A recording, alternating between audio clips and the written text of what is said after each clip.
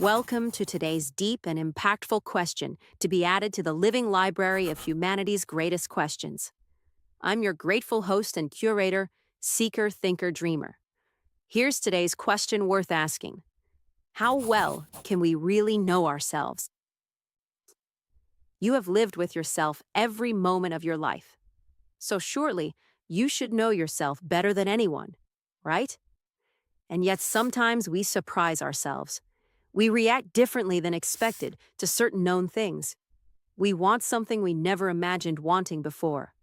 We discover courage that we didn't know we possessed, or fears we never knew were there. Nearly 5 centuries ago, Michel de Montaigne turned his attention toward an unusual subject: his very self. He wrote openly about his habits, fears, friendships, opinions, weaknesses, and contradictions. Not because he believed himself extraordinary.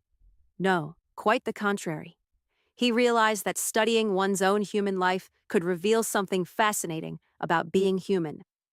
And the deeper he looked, the less simple the answer became. His essays explored fear, friendship, education, mortality, habit, uncertainty, and his own contradictions. So rather than presenting himself as someone who had solved life, Montaigne observed himself living it. His famous question, "Que sais-je? What do I know?" captured his intellectual humility. Montaigne's influence grew from his willingness to treat self-knowledge not as a destination, but as an ongoing inquiry. So perhaps knowing ourselves isn't memorizing a list of our personality traits. It's possible that it is learning to observe ourselves honestly. What makes me defensive or gives me joy? What am I pretending not to know? What do I repeatedly choose and why? What if self-knowledge isn't something we finally achieve? What if it's a conversation we continue throughout our lives? So, how well do you really know yourself? And what might you discover if you remained curious? And remember, some shelves contain answers to your questions.